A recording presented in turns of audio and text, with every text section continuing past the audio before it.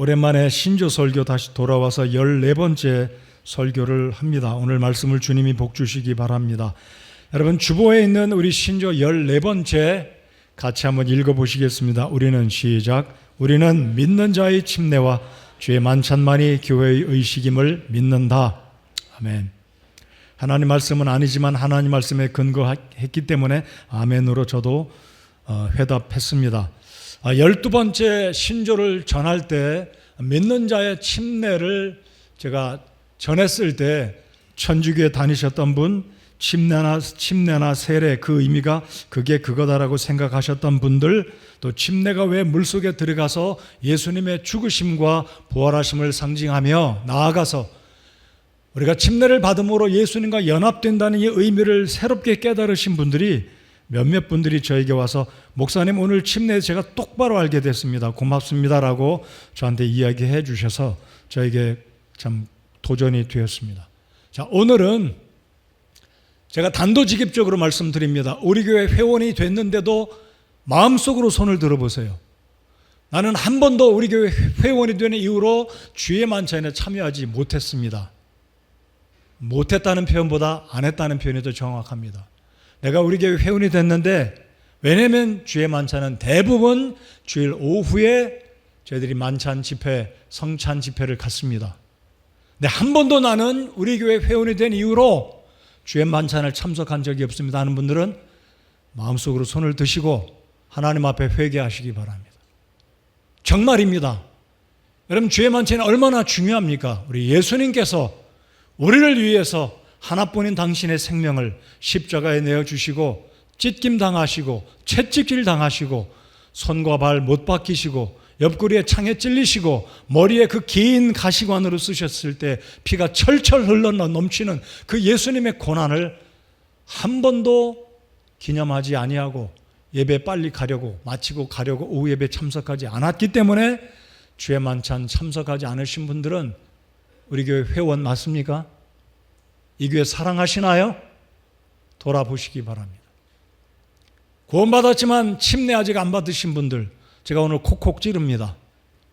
나쁜 마음으로 찌르는 게 아니고 여러분 잘 되시라고, 믿음으로 제대로 사시라고. 아니, 믿어도 제대로 믿어야 되지 않겠습니까? 수박 겉핥기식으로 믿고 왔다 갔다 이런 게 아니라 정말 내 생명의 주님을 정성을 다해서 믿는, 제대로 믿는 침례교회 성도가 돼야 되지 않으시겠습니까? 맞습니까? 제대로 믿으셔야 되잖아요. 제대로. 사회도 똑같습니다. 뭔가 제대로 해야죠. 오늘은 그래서 우리가 믿는 신조 14번째, 오늘 설교 제목을 따라서 해주시면 고맙겠습니다. 나를 기념하여 이것을 행하라. 오늘 예수님께서 우리가 읽은 이 말씀에 두 번이나 말씀하신 것을 바울 사도께서 고린도 교회에 일깨워 주고 있습니다. 왜냐하면 이 교회는 주의 만찬을 오해하고 실컷 배불리 먹고 심지어 취할 정도로 배불리 먹고, 다른 사람들은 주의 만찬에 먹을 것이 없어서 바닥이 나서 먹을 것이 없는데 이 교회는 문제투성이었던 교회.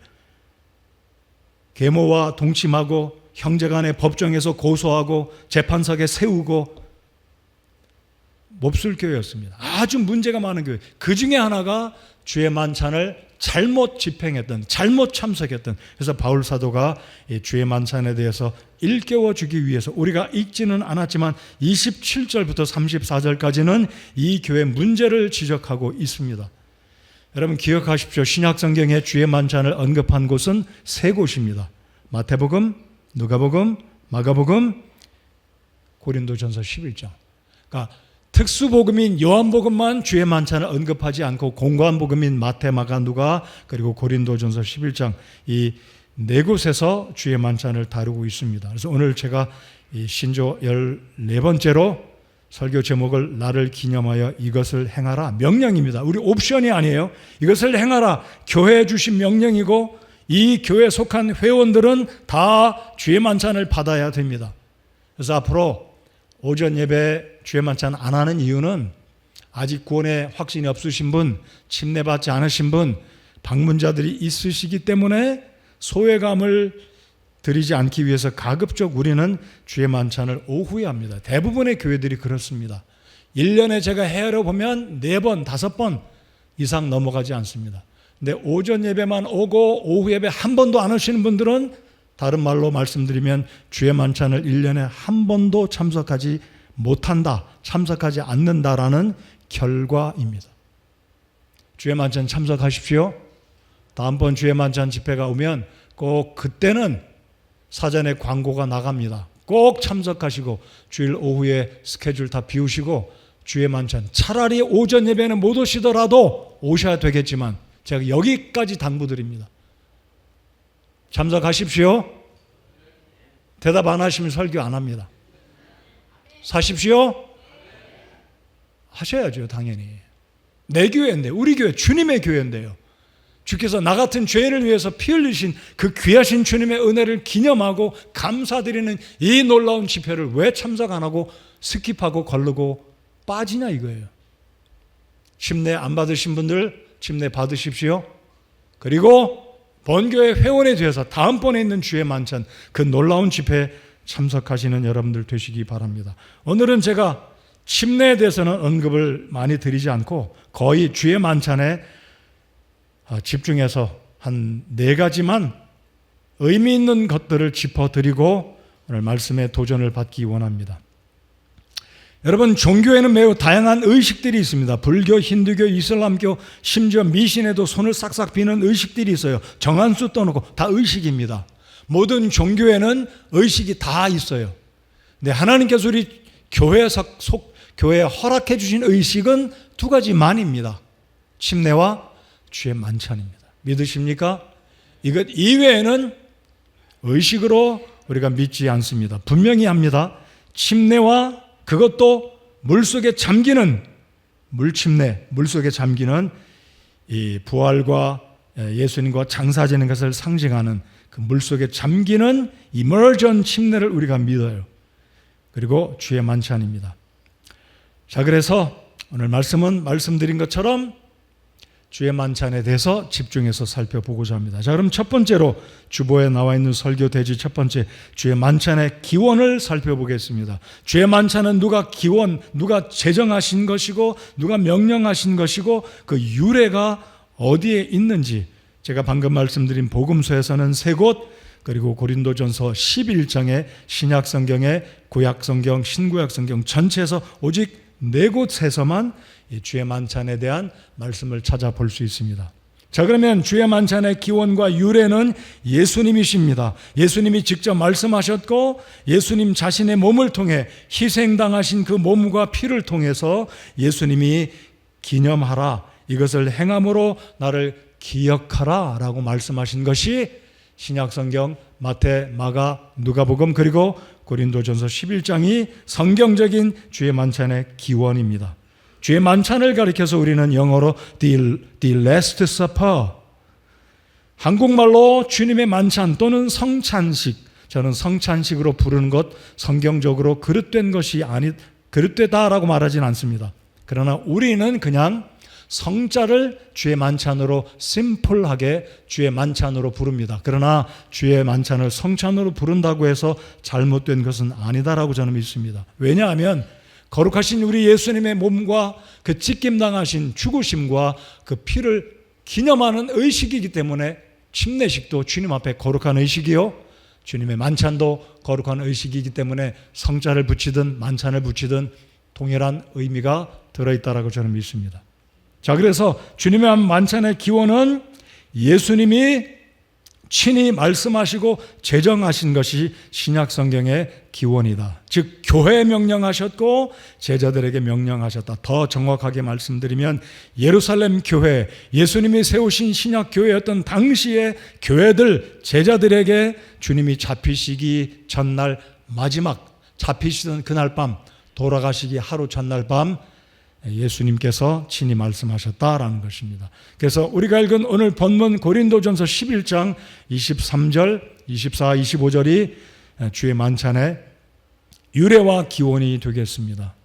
그래서 예수님은 마지막 날 밤 요한 마가의 다락방에서 제자들과 마지막 저녁을 드시면서 식사하시는 도중에 빵을 들어서 내 몸이다, 찢긴 내 몸이다, 이것을 먹음으로 나를 기억하라. 그리고 식후에 잔을 드시고 이 잔을 주님께서 피로, 이 피, 내 피로 세우는 새 상속 언약이니, 이 새 상속 언약에 대한 이 개념을 설명드리면 적어도 시간이 필요하기 때문에 오늘은 새 상속 언약이다라는 의미는 그냥 지나가고 주의 만찬 자체에 집중해서 말씀을 드리겠습니다. 자, 만찬의 두 가지 요소, 엘리먼트 또는 인그리디언트는 두 가지, 빵과 주의 잔입니다. 자, 이 빵과 잔에 대해서 오늘 혹시 논쟁거리로 빵이 맞냐, 떡이 맞냐, 포도즙이 맞냐, 포도주가 맞냐, 이 부분에 대해서 성경적인 의미로 제가 짚어드리고, 빵이 맞다, 떡이 맞다, 이것에 대해서 논쟁하지 않으시기 바라고요. 동일하게 포도즙이 맞다, 포도주가 맞다, 이것 논쟁하시지 않기 바랍니다. 여러분, 우리 교회는 여러분이 알고 계시듯이 주의 만찬 때 떡 사용하지 않습니다. 그리고 포도주 사용하지 않습니다. 밀가루로 구워서, 그것도 이스트가 들어가지 않은 빵을 굽고 칼 대지 않고 손으로 잘라서 성경적인 방법으로 주의 만찬을 집행합니다. 자, 그런데 번역 성경을 보면 개역 성경은 떡이다 그랬고 흠정역 성경은 빵이다 그랬기 때문에 이것 가지고 논쟁하지 않기를 바라요. 흠정역 성경을 믿고 있는 이 어떤 분들은 개역 성경을 보고 왜 떡이라고 말했느냐? 무식한 사람들이다, 성경을 모르는 사람들이다, 이스라엘 문화를 모르는 사람들이다, 틀린 번역이다, 온갖 여러 가지 말을 이야기하는데요, 오늘 이 부분에 대해서 우리 한번 생각해 보고자 합니다. 자, 우리 먼저 23절을 다시 한번 보시기 바랍니다. 내가 너희에게도 전해준 것은 내가 주께 받은 것이니. 자, 바울 사도가 이제 이 예수님께서 집행하셨던 마지막 날 그 저녁에 행하셨던 주의 만찬에 인용되었던 그 구절을 바울 사도가 읽으면서 고린도 교회 성도들에게 일깨워 주고 있습니다. 곧 주 예수님께서 배반당하신 바로 그 밤에 빵을 집으사, 이 빵은 레헴입니다. 레헴, 에헴이 아니라 레헴이요.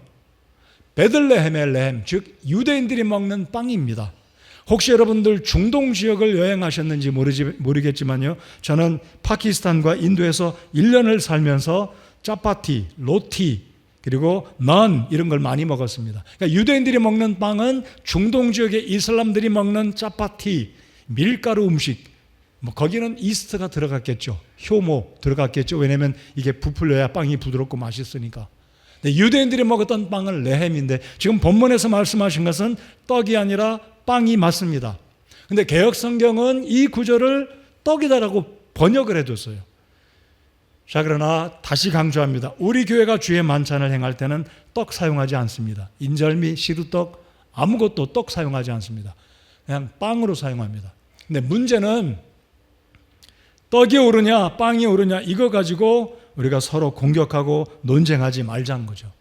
분명히 예수님 당시에도 제자들도 신약 교회들도 오늘 이 시대 대부분의 교회들이 주의 만찬을 행할 때 인절미 갖고 시루떡 갖고 만찬하는 교회 거의 없습니다. 다 밀가루, 순수한 밀가루로 구워서 이스트 넣지 않고 구워서 주의 만찬을 집행합니다. 자, 그러면 왜 성경은 빵을 가지고 떡으로 번역했느냐? 이것은 문화적인 문제, 언어적인 문제, 어떤 이 상황이 다르기 때문에 제가 그러면 이런 측면으로 말씀을 드려보겠습니다.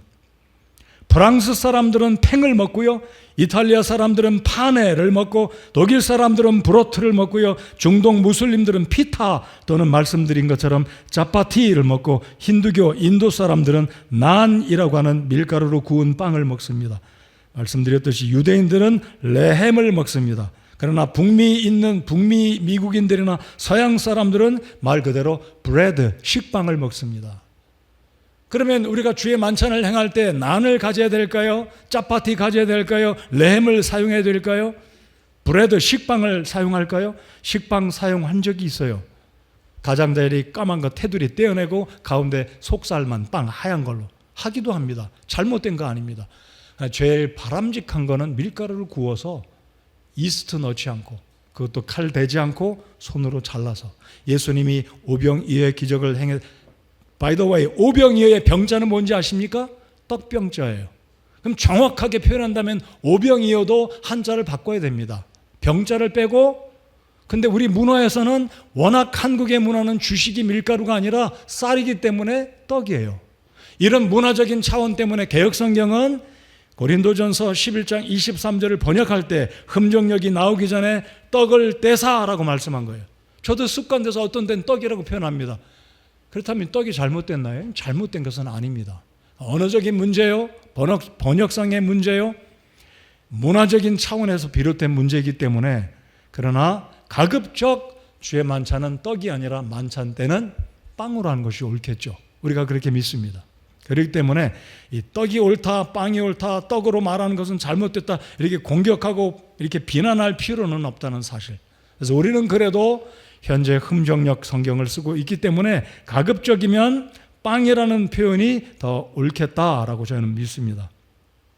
예를 들면 요한복음 6장에 보면 방금 말씀드린 것처럼 우리 예수님께서 유월절을 행하실 때 예루살렘 성전에 들어가는 것이 정확한데, 예수께서 벳세다에서 오병이어의 기적을 행하실 때는 예수님의 3년 반 조금 더 되는 공생의 기간 가운데 3번의 유월절을 보내셔야 됐지만, 이때만큼은 예수님께서 예루살렘에 내려가지 아니하시고 갈릴리 우측에 벳세다에 가셔서 오병이어의 기적을 행하셨습니다. 그러면 왜 유대인이셨던 예수님이 그 중요한 유월절 기간에 예루살렘에 가지 아니하시고 벳세다에 가셨을까요? 그것은 바로 침례 요한이 붙들려서 감옥에 갔기 때문에, 예수님께서 십자가 달려 죽으셔야 되는 시기가 아직 이르기 때문에 예수님은 의도적으로 예루살렘에 가서 문제에 휩싸이지 원치 않으셔서 벳세다로 가신 겁니다. 그 대신에 유월절을 행하시되 오병이어의 기적을 통해서 친히 빵을 드시고 제자들에게 빵을 떼서 나눠 주셨습니다. 그 의미가 바로 주의 만찬을 행하셨던 바로 이 마태복음 26장, 마가복음, 누가복음, 고린도전서 11장에 행하셨던 이 만찬을 상징하는 의미로 예수님은 이미 벳세다 광야에서 오병이어의 기적을 행할 때 이미 유월절의 마지막 잡히시기 전날 그날 밤에 행하실 이 기적, 주의 만찬식을 벳세다 광야에서 이미 example로, 상징으로 보여주신 것입니다. 자기 몸을 찢겨서 제자들을 먹이신 그것이 바로 유월절에 예수님의 순환을 상징하는 벳세다 광야의 그 오병이어의 기적에 예수님의 살을 제자들에게 그리고 군중들에게 먹인 상징이 들어있다라는 것. 자, 이 부분에서도 예수님께서 요한복음 6장에 내가 곧 생명의 떡이니 I am the bread of life, I am the bread of life, 내가 곧 생명의 떡이다 이렇게 하지 않으시고, 흠정역 성경은 내가 곧 생명의 빵이니 그랬습니다. 근데 개역 성경은요 뭐라 그랬습니까? 내가 곧 생명의 떡이다 그랬습니다.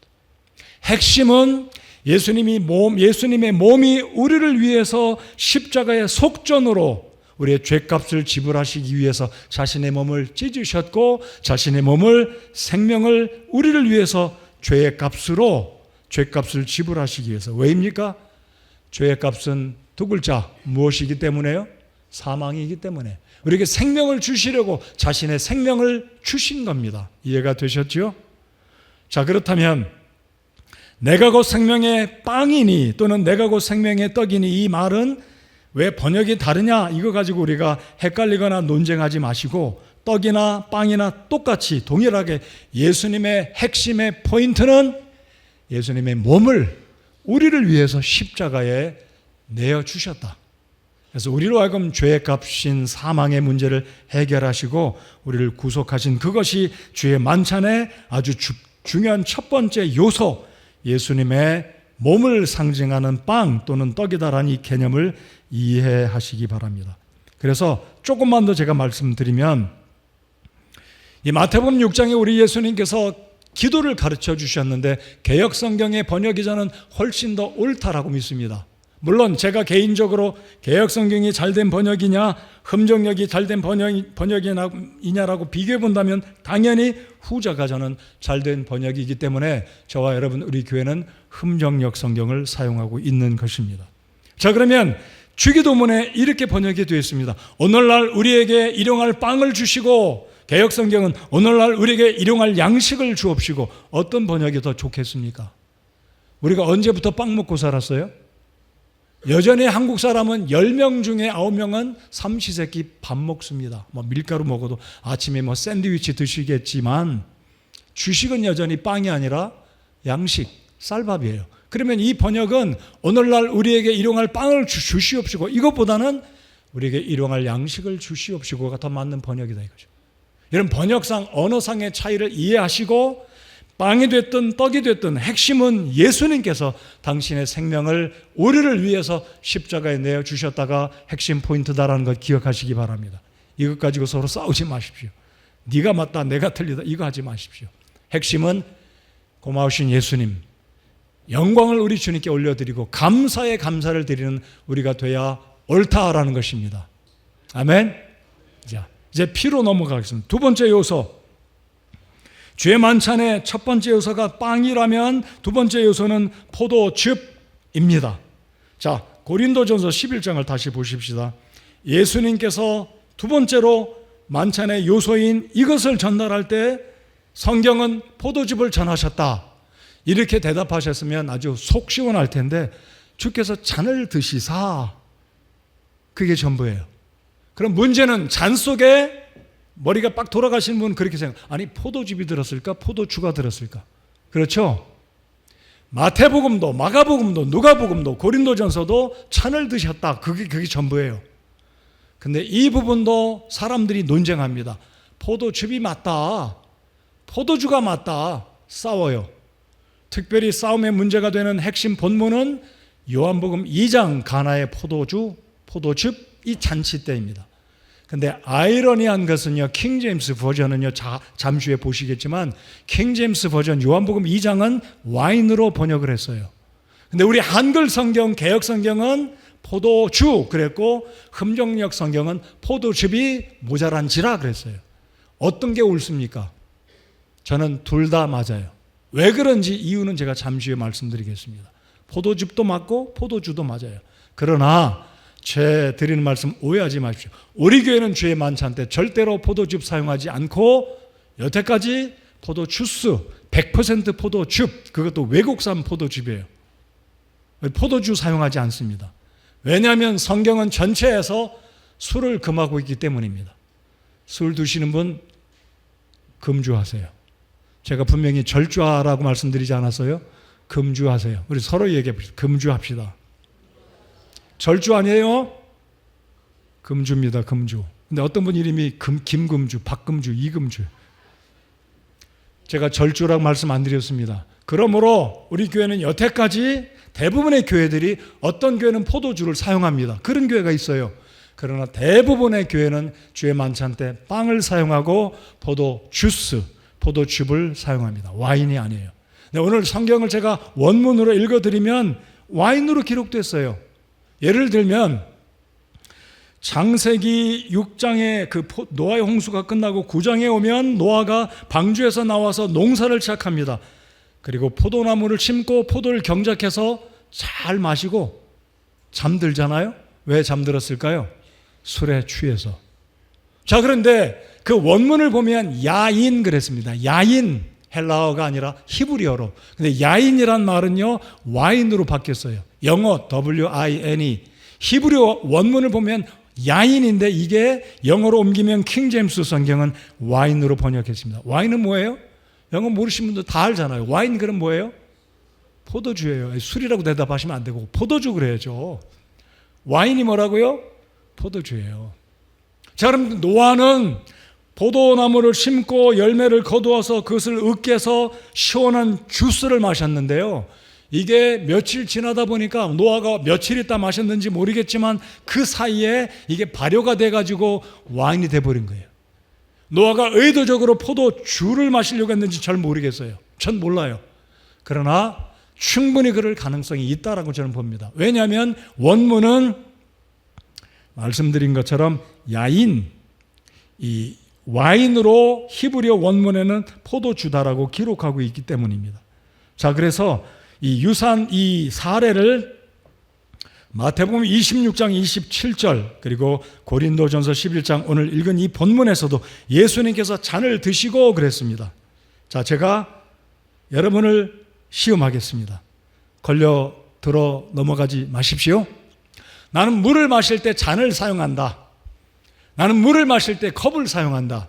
잔을 사용하시는 분들은 끼가 다양한 분들입니다. 우린 보통 물 마실 때, 주스 마실 때 잔 사용한다고 표현 안 해요. 뭘 사용합니까? 컵. 대부분 술 마시는 사람들은 잔이라고 표현합니다. 그렇죠? 근데 성경도 독특하게 예수님께서 컵 갖고 와라, 컵에다 이게 아니라 잔을 드시고 그랬어요. 눈으로 보세요. 맞습니까? 25절 저녁 식사 뒤에 쭉 또 그와 같은 방식으로 잔을 집으시고, 그렇다면 이 잔이라는 헬라어 원문을 보시면은요 술잔을 말합니다. 그러면 예수님 문제가 있으시네요. 예수님 주의 만찬에 포도주로 주의 만찬 행하셨나요? 이렇게까지 또 급진전해서 해석하면 또 문제입니다. 아무튼 여기서 잔이라는 헬라어 원문은 포테리온 그랬습니다. 포테리온. 이 말은 고대에서부터 사용되어진 제사 때 사용하는 술잔을 포테리온이라고 불렀는데, 주의 만찬 때 사용했던 이 용어가 마태복음, 마가복음, 누가복음, 고전 11장 모두 다 주의 만찬을 기록한 본문에서는 잔이다, 포테리온이라는 헬라어 원문이 사용되었습니다. 이 원문 포테리온이란 이 말은 또 다른 헬라어 원문으로 옮겨보면 오이노스라는 말로 번역하는데요. 이 오이노스라는 말은 포도즙이 아니라 포도주를 말합니다. 자, 그래서 요한복음 2장에 우리 예수님께서 제자들과 함께 갈릴리 가나의 혼인잔치를 참석하지 않습니까? 자, 요한복음 2장 3절 킹제임스 영어 버전을 올려주시기 바랍니다. 네, 눈으로 한번 보십시오. 근데 그것도 1611년판 최초로 나왔던 킹제임스의 오리지널 버전 1611년판 굉장히 중요한 버전입니다. 미국에서는 1611년판 최고의 성경으로 알아져요. 근데 이 성경은 고딕체, 너무나 고체, thou, saith, 이런, 여기도 보시면 saith, say를 갖다 saith, 이러니까 어려운 버전인데요. 아무튼 킹제임스 성경에서는 가나의 혼인잔치에 포도즙이 떨어졌을 때 마리아가 종들의 보고를 듣고 마리아가 예수님께 이제 도움을 부탁하는 장면인데, 이 구절에서 킹제임스 버전은 분명히 와인으로 기록됐어요. 흠정역은 포도즙으로 번역했고 개역성경은 포도주로 번역했습니다. 자, 그렇다면 한글 성경은 덮어두더라도 우리가 번역할 때 원문을 참조해서 사용한 헬라어 원문이나 킹제임스 성경을 보면 And when they wanted wine, 그들이 포도주가 필요했을 때 The mother of Jesus saith unto him, 힘은 예수님입니다. They have no wine. 마리아가 예수님께 이르기를 They have no wine. 포도즙이 없습니다. 이게 아니라 그들에게 포도주가 없습니다 라고 예수님께 보고한 거예요. 도와달라고. 그러니까 킹제임스에서도 와인으로 번역한 거예요. 그럼 우리는 헷갈리는 거죠. 흠정역이 포도주로 했다면 이해가 가는데, 아니 영어 성경에서조차도 와인으로 번역했다면 그럼 문제가 뭐냐 이거죠. 자, 문제는 이것입니다. 이 포도 주스라는 거는 날이 뜨거우면, 시간이 지나면, 제가 과학자가 아니기 때문에 실험을 안 해봤기 때문에 모르지만은요, 포도를 주스를 짜서 얼마가 경과가 돼야 그 속에서 화학적인 변화가 일어나서 알코올 성분이 나오기 시작하는지 진짜 모르겠어요. 무슨 의미인지 이해가 되셨죠? 근데 포도 주스라는 게 알코올을 일부러 붓지 않아요. 소주 붓지 않아요. 다른 거 붓지 않아요. 그런데도 화학 반응이 일어나서 포도 주스는 시간이 지나면 그냥 포도주가 됩니다. 그렇기 때문에 성경에서 포도주가 옳다, 포도 주스가 맞다, 이거 가지고 논쟁하지 마시고 빵과 포도즙, 포도주의 상징이 중요하다는 거예요. 예수님은 포도주를 일부러 주의 만찬 때 사용했다라고 저는 믿지 않아요. 그러나 이게 과학적인 반응이 있기 때문에 당시에 이 제자들이 예루살렘 시장에서 사왔던 포도주스가 얼마가 경과됐는지 모르겠습니다. 포도주일 수도 있고 아니면 신선한 말 그대로 프레시한 포도주스일 수도 있다는 거죠. 그레이프 주스일 수 있다는 거죠. 아무튼 여기서 사용된 것은 잔이다. 그럼 왜 예수님께서 잔이라고 말씀하셨냐면 핵심 포인트는 이겁니다. 빵이 예수님의 찢겨진 살과 몸을 상징한다면 포도 주스, 붉은색 포도 주스는 예수님의 보혈을 상징한다. 이게 핵심입니다. 빵이 옳다, 떡이 옳다, 포도 주스가 맞다, 포도주가 맞다. 이거 가지고 싸우는 것은 어리석은 자가 될 수 있다는 것. 핵심 포인트가 더 중요하다는 거 믿으시기 바랍니다. 그래서 우리가 주의 만찬을 참여할 때 이 놀라운 주님의 은혜를 기억하고 나 같은 죄인을 위해서 우리 주님께서 하나뿐인 당신의 고귀하신 그 생명을 십자가에 내어주셨다. 채찍질을 맞으실 때 얼마나 등짝이 패어나가고 살점이 떨어지고 핏줄이 터지고 얼마나 우리 주님께서 고통이 크셨겠습니까? 그 골고다까지 가기까지 그 무거운 십자가를 지시고 예수님이 얼마나 넘어지셨겠습니까? 지금 성지순례 예루살렘을 가시면 비아 돌로로사라는 그 길을 가시면 첫 번째 넘어진 자리, 두 번째 넘어진 자리, 몇 번째 넘어진 자리, 그리고 마지막 성문 바깥에 예루살렘 북쪽에 예수님께서 십자가에 달리신 골고다 언덕이 지금도 여전히 보존되어 있습니다.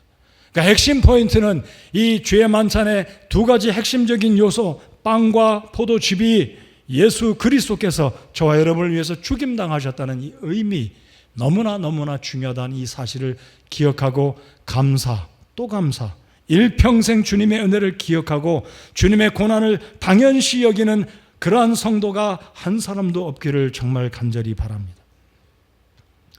자, 이제 이 빵과 포도즙의 의미를 살펴보았습니다. 야인이란 의미, 그리고 포도 이 즙을 담았던 잔의 의미를 왜 예수님께서 잔이라고 하셨는지.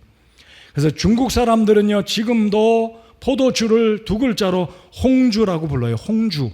모르겠습니다. 우리나라는 그렇게 안 부르는 것 같은데 중국 발음으로 홍지오 그렇게 부릅니다. 붉은색 술이다 이거예요. 그러니까 핵심 포인트는 예수님께서 저와 여러분의 죄를 위해서 흘리신 피를, 그 고난을 잊지 말고 이 만찬을 행할 때마다 주님을 기억하라 이거죠. 주님의 만찬을 행할 때마다 do this, remember me. 예수님을 기억하라는 거예요. 자, 우리 이 말씀을 한번 다 같이 읽어보십시다. 24절, 이것은 너희를, 여기서부터 한번 읽어보겠습니다. 이것은부터 24절 읽겠습니다. 시작. 이것은 너희를 위하여 찢긴 내 몸이니 나를 기억하여 이것을 행하라 하시고. 자, 25절 또 같이 읽겠습니다. 너희가 그것을 마실 때마다, 시작. 너희가 그것을 마실 때마다 나를 기억하여 이것을 행하라 하셨느니라. 두 번입니다. 기억하여. 이것은 옵션이 아니에요. 주님이 명하신 겁니다. 그래서 이 주의 만찬을 참여하는 것은 여러분의 선택이 아닙니다. 우리 교회가 주의 만찬을 광고하고 주의 만찬 집회를 하고 예배를 하면 이 교회에 속한 모든 성도들은, 우리 교회 회원들은 반드시 참여해야 됩니다. 다음번 주의 만찬 때는 꼭 참석하시기 바랍니다. 옆에 사람에게 이야기합시다. 다음 만찬 때 뵙겠습니다.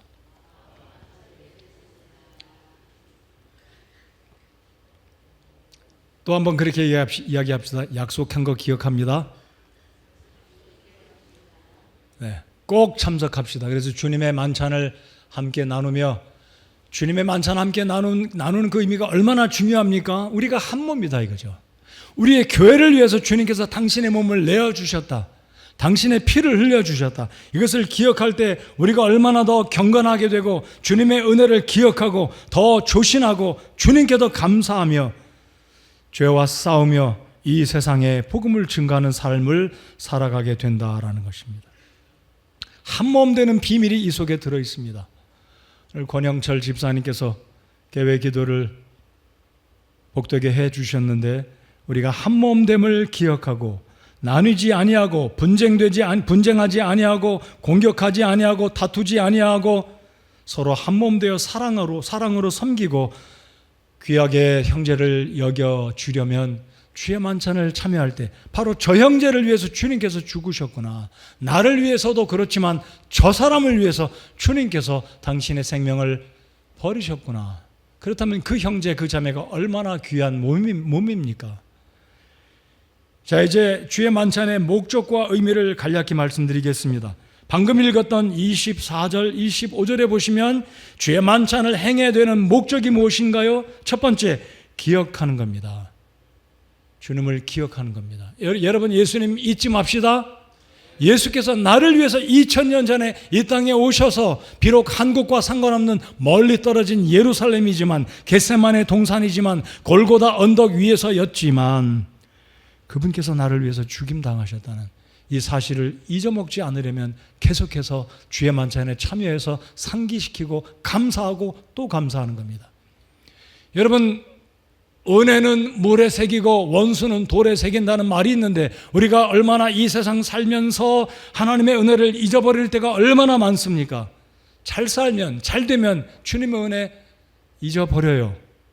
고난 당할 때만 잠깐 또 돌아와서 기억하다가 또 잘 되면 또 잊어버립니다. 저만 그런지 모르겠어요. 우리 다 그렇습니다. 우리를 상기시켜 주는 것은 바로 주님의 만찬입니다. 이 귀한 만찬 두렵고 떨림으로 참여하시고 기다리는 마음으로, 사모하는 마음으로, 기다렸다가 감사한 마음으로 참여하시는 우리 성서 침례교회 모든 성도들 되시기 바랍니다. 또 하나의 목적이 있습니다. 이 목적은 26절에 있습니다. 26절 다 같이 읽어보겠습니다. 자, 26절을 읽으시고 주의 만찬의 목적이 무엇인지, 의미가 무엇인지 발견하실 수 있기 바랍니다. 다 같이 읽겠습니다. 시작.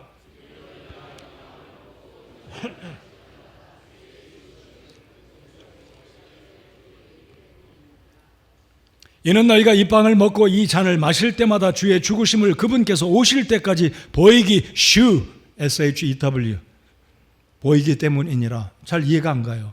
누구에게 보여준다는 말인가요? 예수님이 보여주셨다는 건가요? 우리가 주의 빵과 주의 잔을 마실 때마다 세상에 나가서 이것이 바로 예수님께서 당신을 위해서 십자가에 죽임당하시고 당신을 위해서 피 흘려주신 복음이요 라고 예수님의 복음을 증거하라는 것입니다. 번역의 이 문제상 흠정역 성경에 보인다는 이 의미는 전하라는 의미인데 개역 성경에 훨씬 더 잘 번역을 했다라고 저는 믿어요. 전하라 그랬어요. 이것을 행할 때마다 밖에 나가서 불신자들에게 주님의 죽으심과 부활하심과 찢김 당하심과 보혈을 흘려주신 그 모든 사랑을 말하라 이거예요. 전하라 이거예요. 이것이 주의 만찬을 참여하는 목적입니다. 나를 새롭게 하고 나를 돌아보고 형제를 귀하게 여기고 주님의 교회를 귀하게 여기고 그리고 나아가서 나 같은 죄인을 구원하신 이 놀라운 생명의 복음을, 이 예수님을 전하라라는 것이 주의 만찬의 목적이다라는 것입니다. 자, 이제 설교를 끝마치면서 천주교회가 잘못 저지르고 있는 중대한 오류, 그들의 간교한 이 잘못됨, 이것을 말씀을 드리고 오늘 함께 기도하겠습니다. 천주교에서는 우리는 주의 만찬을 기념하는 것으로 믿어요. 빵과 포도즙은 영적인 특별한 효험이 있는 능력을 포함하지 않습니다. 그 엘리먼트 자체가 병자를 낫게 하거나 우리의 삶에 꼬인 문제를 해결하는 신통방통한 능력이 그 인그레디언트 속에, 엘리먼트 속에 들어있다고 믿지 않습니다. 단지 그의 만찬, 주의 만찬을 우리가 행할 때 너무나 귀하고 감사한 기념하는 측면으로 주의 만찬을 행하는 것이지, 그 빵과 그의 잔, 주님의 보혈을 상징하는 포도즙 속에는 어떤 능력이 들어있음을 우리는 믿지 않아요. 그렇게 가르치지도 않습니다. 만약에 그렇게 한다면 굉장히 비성경적으로 흘러가게 될 것입니다. 자, 그러나 천주교의 문제는 여러분이 알고 계신 것처럼, 여러분이 들어보신 것처럼 화채설을 믿습니다. 화채설, 델화 몸체. 여러분, 천주교의 신부가 손에 있는 이 빵을 떼어서 신도들에게 전할 때 신부의 손에서 떠나는 이 빵이 신도의 입속에 들어가서 먹는 순간 문자 그대로 이 빵이 예수님의 몸으로, 예수님의 살로 변한다라고 그들이 믿고 가르칩니다. 그럴 수 있을까요? 자신 있게 대답해 보십시오. 그럴 수 있다. 하나님은 전능하신 분이니까 성도들의 마음을 감동시키기 위해서 그렇게 하신다. 아니에요. 절대 그럴 수 없습니다. 방금 제가 말씀드렸잖아요. 우리가 기억하는 주의 만찬, 우리가 행하는 주의 만찬은 무슨 만찬이라고요? 기념설. 따라서 합시다. 기념설의 만찬. 주님을 기념하는 것이지, 이게 신통방통해서 영적인 능력이 있어서, 제가 일전에도 말씀드렸지만요, 중국의 성도들은 주의 만찬을 행할 때 집에 있는 식구들 위해서 싸가지고 가요. 이러면 안 되는 거예요. 미신적인 의미로 주의 만찬을 행하고 나눠주면 안 됩니다. 그 자리에 참여한 사람만, 그 자리 현장에 있는 개교의 멤버들만, 그것도 플러스 침례받고 구원받고 침례받고 그 교회 회원만 주의 만찬에 참석해야지, 현장을 떠난 그 누구도 주의 만찬을 참여한 것은 비성경적입니다. 성경이 그랬으니까요. 그래서 우리가 믿는 주의 만찬은 클로즈 주의 만찬을 믿습니다. 오픈이 아니에요. 이 교회 멤버들은 주의 만찬 참여하지 못합니다. 해서는 안 됩니다. 비록 구원받고 침례받았을지라도 다른 교회 멤버는 우리 개교의 만찬에 참여할 수가 없는 거예요. 우리 개교의 몸이니까. 그렇기 때문에 우리 교회 회원 되신 여러분들, 이 교회 몸이니까 주의 만찬에 참여한다는 의미가 너무나 중요하다는 겁니다. 자, 그렇기 때문에 천주교회는 화채설을 믿어요. 이게 언제 시작됐는지 제가 말씀드려 보면, 자, 이거 띄웠으니까 제가 그냥 지나가지 않고, 자, 아래에 있는 것은 라틴어입니다. 라틴어 hoc est corpus meus. 자, 신부가 라틴어로 이 말을 외웁니다. 말합니다. 그 말은 이것은 내 몸이니라. hoc est corpus meus. 이 말을 하고 떼어주면 그 빵이 어떻게 변한다고요? 실제 예수님의 살로 변한다고 믿어요. 지금도 그렇게 가르치고 지금도 그렇게 믿어요. 그러면 이게 언제부터 그렇게 시작됐냐면 16세기에 이게 시작이 됐습니다. 왜 그런지 이유를 말씀드려보면 사진을 하나 제가 보여드리겠습니다. 16세기 1545년에서 1568년 몇 년인가요? 무려 8년 동안 이태리의 트리엔트라는 곳에서, 쉽게 말씀드리면 이것을 가리켜 천주교회의 트렌트 종교회의다라고 말합니다. 이때 이 종교회의를 8년 동안 연 목적이 있었습니다. 그 목적은 뭐였냐면요, 1517년에 루터가 종교개혁을 일으키고 유럽에 천주교회는 부패했다. 어떻게 사람이 면죄부를 사가지고 돈 주고 천국 가는 티켓을 살 수 있느냐? 부패했다. 썩었다. 그래가지고 많은 교회들이 개혁을 일으키고 천주교에서 나왔습니다. 그리고 많은 개혁교회들이 성장하자 천주교회가 배앓이를 한 거예요. 야, 큰일 났네. 다 우리 천주교회를 떠나고 개혁교회로 가네. 이들이 정신 차리고 회의를 소집해서 한 게 트렌트 종교회의, 8년간 1545년에서 1564년. 그리고 이들이 트렌트 종교회의에서 거짓 부렁이를 만들어내는데, 그게 뭐냐면 화채설을 만들어냅니다. 오직 천주교의 신부가, 사제가 빵을 떼줄 때 이것이 실제 살로 변하고 이것이 실제 예수님의 피로 변한다는 화채설, 엉뚱한, 성경에도 기록되지 않은 엉뚱한 거짓을, 하나님의 말씀을 왜곡시킨 큰 잘못, 큰 죄악을 이들이 16세기 트렌트 종교회의에서 저질렀습니다. 그리고 설상가상으로 이런 말까지 합니다. 만일 누구든지 미사에 참되고 적절한 희생물을 하나님께 바치는 것이 아니라고 말하는 자는 저주를 받을지어다.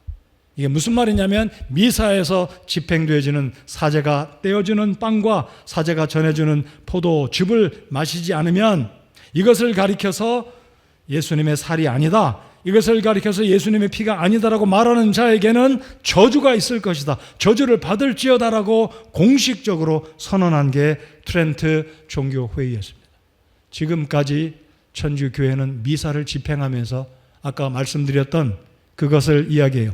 hoc est corpus meus. 거짓말이죠. 여전히 수많은 사람들이 속아 넘어가고 있어요. 자, 아무튼 오늘 주의 만찬을 우리가 배우면서 핵심 포인트는 예수 그리스도께서 저와 여러분 같은 우리 죄인들을 위해서 주님께서 당신의 생명을 내어 주셨습니다. 자, 이 구절의 두 가지 성경 구절을 논리적으로 성경적으로 꼭 기억하시기 바랍니다. 로마서 6장 23절, 죄의 삭은 사망이기 때문에 예수님께서 당신의 몸을, 당신의 살을 찢김 당하셨습니다. 히브리서 9장 27절, 피 흘림이 없은즉, 히브리서 9장 22절, 피 흘림이 없은즉 뭐가 없다고요? 그렇죠, 우리 침례교회 성도답습니다. 피 흘림이 없으면 뭐가 없다고요? 피 흘림이 없으면 죄의 용서가 없습니다. 그렇기 때문에 우리 예수님이 살을 찢김 당하셨고 자신의 생명을 내어주셨고 그리고 피를, 물과 피를 다 쏟아서 흘려주셨습니다. 그 너무나 중요한 복음을 기억하라고 마지막 돌아가시기 직전에 예수님께서 당신의 사랑하는 제자들에게 당신이 세우신 교회에 주의 만찬을 행하신 것이고, 그리고 예수님은 다시 오시는 그날까지 포도나무에서 나는 포도주스 마시지 않겠다 하셨습니다. 주님은 한 번의 희생으로 족하다는 의미가 들어있습니다.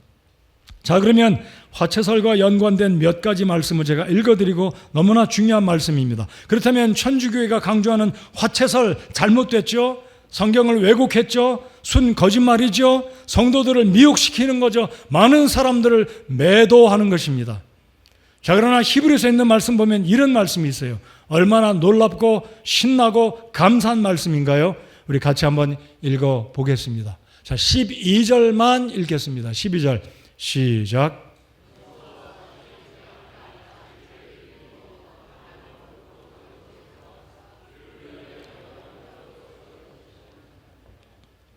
염소와 송아지의 피가 아니라 예수님의 귀하신 보혈로, precious 보혈로 자기 피를 힘입어 단 한 번 거룩한 곳에 들어가서 우리를 위하여 영원한 구속을 얻으셨느니라.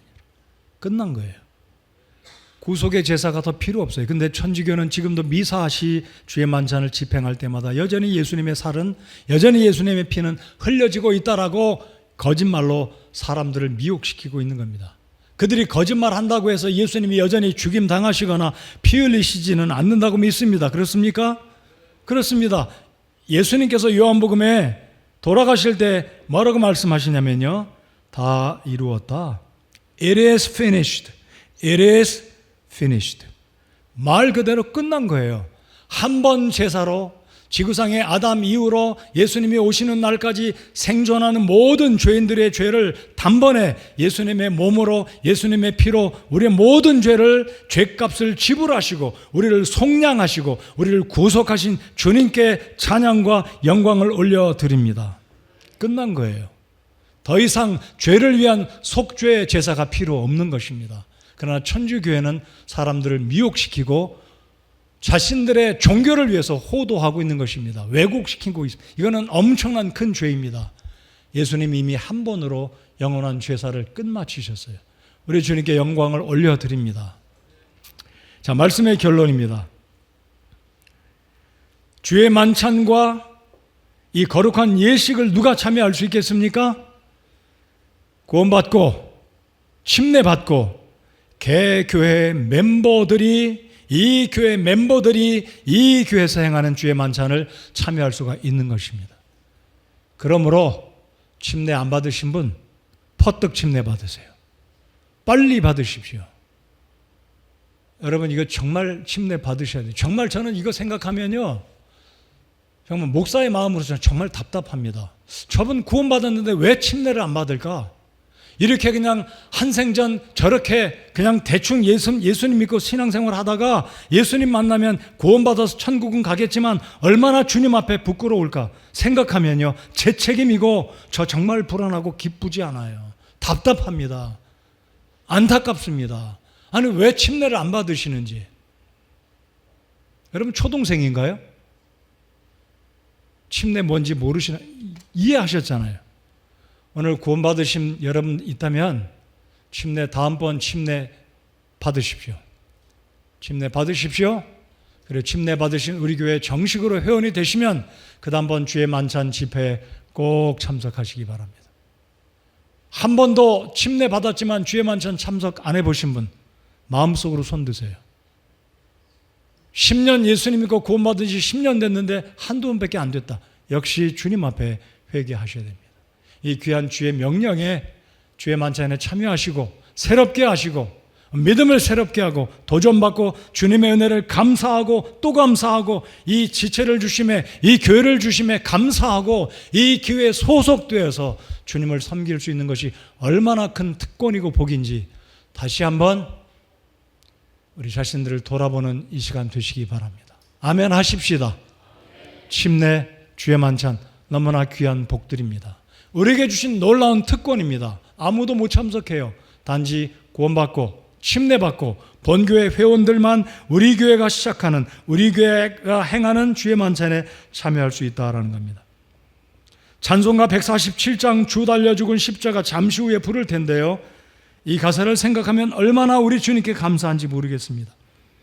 주 달려 죽은 십자가 우리가 생각할 때에 세상에 속한 욕심을 헛된 줄 알고 버리네. 죽으신 구주밖에는 자랑을 말게 하소서. 보혈의 공로 힘입어 교만한 마음을 버리네. 온 세상 만물 다 가져도 주 은혜 못다 갚겠네. 놀라운 사랑 받은 나 몸으로 제물 삼겠네. 그런 마음으로 다음번 주의 만찬을 행할 때는 꼭 참석하시기 바랍니다. 꼭 참석하십시오. 그리고 교회 본분된 그리고 이 교회 지체들이 얼마나 귀하고 사랑하는 형제 자매들인지 지체들인지 이 교회를 위해서 주님께서 2000년 전에 하나뿐인 당신의 생명을 희생하셨습니다. 여러분의 생명 귀하시죠? 우리 주님의 생명은 온 세상에 있는 모든 사람들의 생명 다 합쳐도 못 따라갑니다. 그것이 주님의 희생이시고 주님의 죽으심을 상징하는 정말 말 그대로 보배와 같은 프레셔스한 주의 만찬식입니다. 다음번 주의 만찬식에 꼭 참석하시기 바라고 다시 강조합니다. 침례 안 받으신 분 침례 받으세요. 주의 만찬 다음번에 꼭 참석하세요. 기도하겠습니다.